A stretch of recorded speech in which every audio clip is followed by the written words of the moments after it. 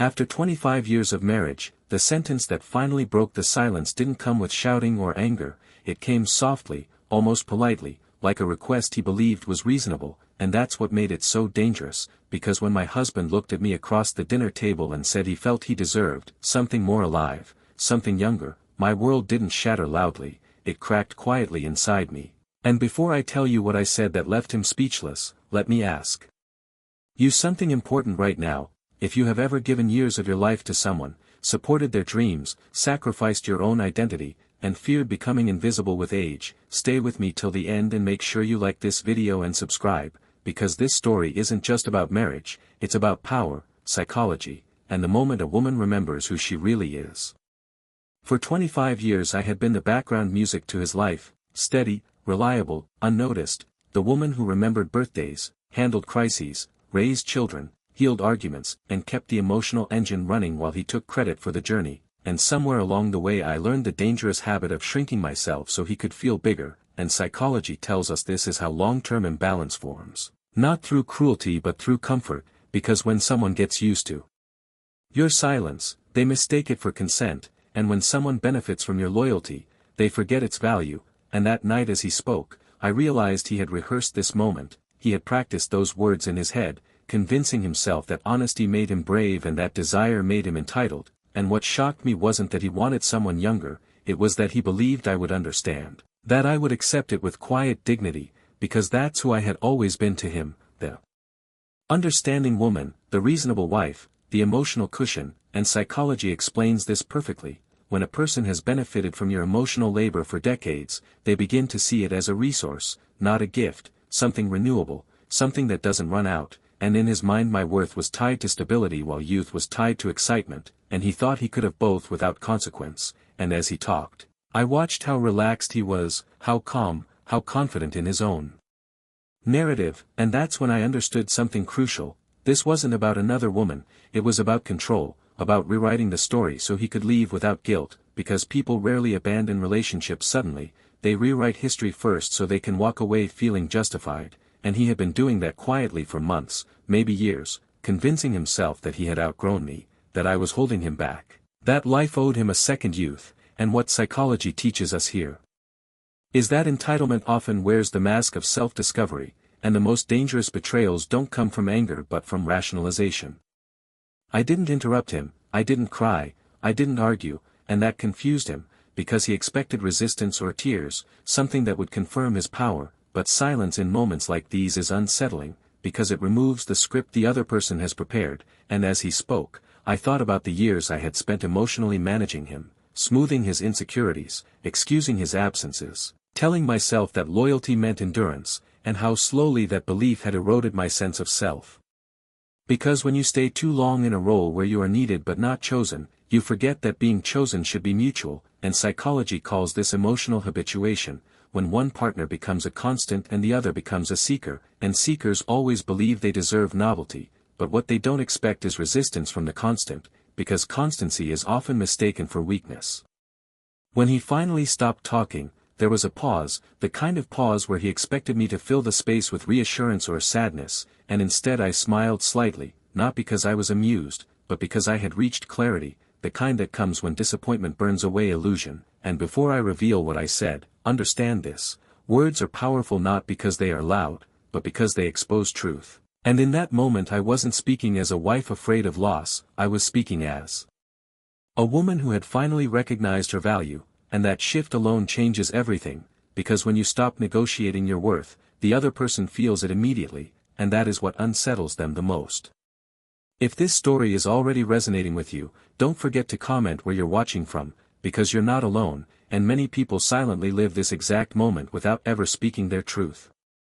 I looked at him and thought about the psychology of desire, how people chase youth not because of attraction but because of fear, fear of aging, fear of irrelevance, fear of confronting their own limitations, and how society teaches men that growth means upgrade, while women are taught that growth means endurance. And I realized that if I responded with emotion, I would confirm his belief that he still controlled the narrative. But if I responded with clarity, I would rewrite it entirely. And that realization was the turning point, the moment the power dynamic shifted. And in the next part of this story, I will tell you exactly what I said, why it silenced him instantly, and how one sentence dismantled 25 years of emotional imbalance, so make sure you're subscribed and turn on notifications, because part 2 is where everything changes, and trust me. I didn't raise my voice, I didn't accuse him, and I didn't defend myself, because psychology teaches us something most people learn too late. When someone is prepared for drama, calm truth becomes the sharpest weapon, and I looked at him and said the sentence he never expected to hear: if youth is what you're looking for, then you're not leaving me for someone younger. You're running from the version of yourself that couldn't become better with age. And the moment those words landed, I saw it on his face, the confusion first, then the discomfort, because I hadn't begged him to stay or asked him to reconsider. I had reframed the entire situation, and that's what left him speechless, because suddenly the story wasn't about my inadequacy or his desire, it was about his fear. And people can handle anger, they can handle tears, but they struggle when you expose the truth they've been avoiding. And for the first time in that conversation, he wasn't the one in control.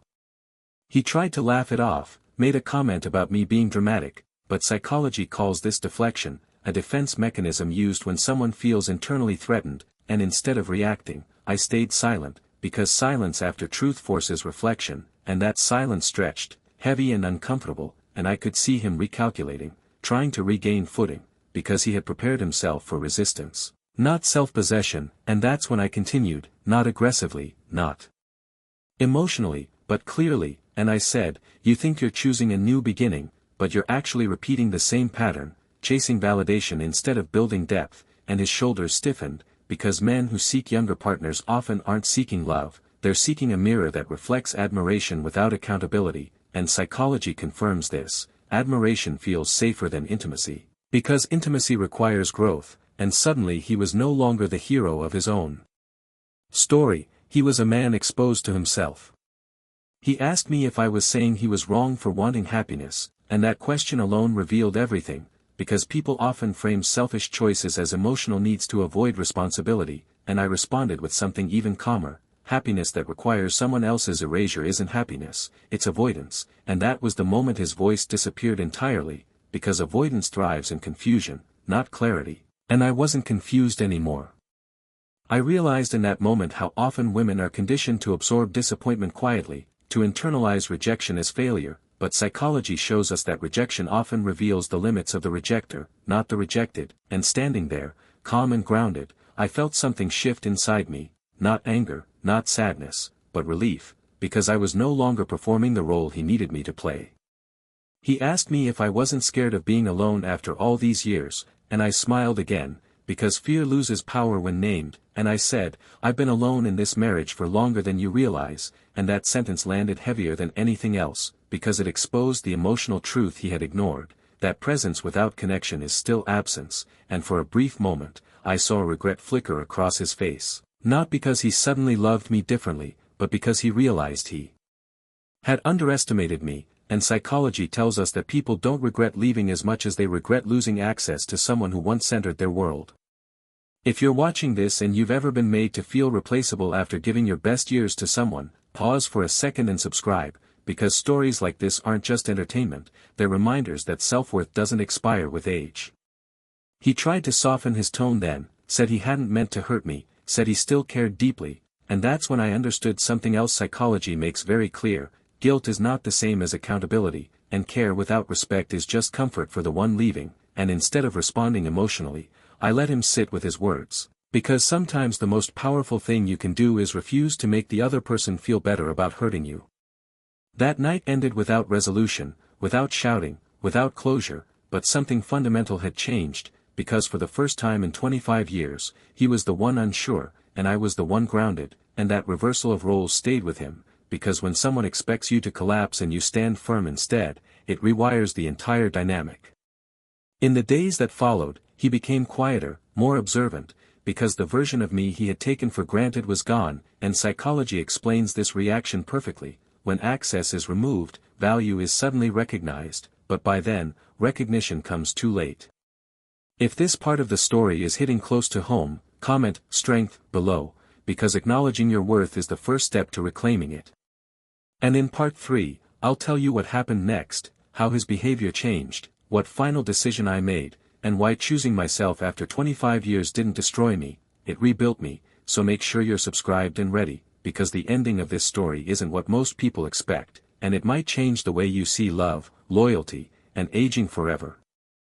The days after that conversation were strangely quiet, not the peaceful kind of quiet that comes with understanding, but the uneasy silence that follows when a long-standing illusion has been shattered, and I noticed how he watched me differently, as if he were seeing me for the first time in years, because when someone expects you to break and you don't, it forces them to question the version of you they had created in their mind. And psychology tells us that people don't miss others. Immediately, they miss the emotional safety those people provided, and once that safety disappears, discomfort begins.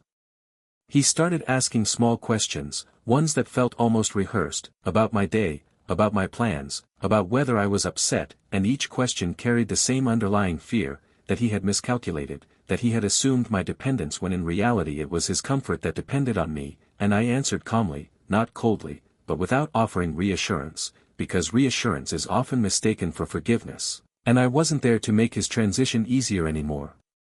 I spent time with myself in those days, revisiting parts of me that had been quiet for years, interests I had shelved, opinions I had softened, dreams I had postponed in the name of stability, and psychology explains this rediscovery phase clearly. When a person stops over-identifying with a role, their identity expands, and the fear that once felt paralyzing begins to shrink, and I realized something powerful. I wasn't afraid of losing him, I had been afraid of losing myself, and now that fear was gone. He eventually asked if we could talk again, his voice carrying less confidence than before, and when we sat down, he spoke differently, slower, careful with his words, because he no longer assumed emotional authority, and he admitted he felt confused, that he hadn't expected my response, that he thought I would fight for him, and that admission alone revealed everything, because people often confuse being fought for with being loved, when in reality being respected requires no fight at all. I told him something I hadn't planned but felt true in the moment, that love which survives only when one person shrinks is not love, it's convenience, and psychology supports this brutally. Relationships that rely on imbalance eventually collapse under the weight of resentment, and he listened, truly listened, not because he suddenly changed, but because the power dynamic had finally equalized, and equality can feel threatening to those who are used to advantage. He asked if there was any chance of saving what we had, and that question carried a vulnerability I hadn't heard in years, but vulnerability without transformation is just fear of loss, and I answered honestly, telling him that I wasn't interested in returning to a version of myself that required silence to survive, and that whatever happened next would have to honor who I had become, not who I used to be. Psychology calls this boundary setting, and it often feels like rejection to the person who benefited from the lack of boundaries, and he nodded slowly, realizing that the future he imagined no longer included a woman who would quietly make space for his indecision. In the end, I didn't chase him, I didn't compete with youth, and I didn't measure my worth against someone else's age, because worth is not a comparison, it's a constant, and whether he stayed or left mattered less than the fact that I had finally chosen myself, and that choice was the moment everything truly changed. What many people don't tell you is that choosing yourself doesn't always look dramatic, sometimes it looks like calm mornings, steady breathing, and the quiet confidence of knowing you'll be okay regardless of who walks away, and psychology confirms this. Self-validation is more stable than external validation, and once you experience it, you stop bargaining for love. He did leave eventually, not with anger, not with triumph, but with a kind of humility that comes when fantasy meets reality, and I stayed, not stuck, but rooted, building a life that felt expansive instead of limiting, and the irony is that the woman he thought he could replace became the woman he could no longer access, and that is often the real consequence people don't anticipate. If you're still here, take a moment and reflect on your own life, where you may have been shrinking to be chosen, and if this story gave you clarity or strength, like this video, share it with someone who might need it, and subscribe to this channel for more stories that speak to the psychology of relationships, self-worth, and quiet power, because aging is not a loss of value, it's the accumulation of it. And the moment you stop proving your worth is the moment others finally feel its weight. And remember this, the most powerful response to being replaced is becoming someone who never needed replacement in the first place.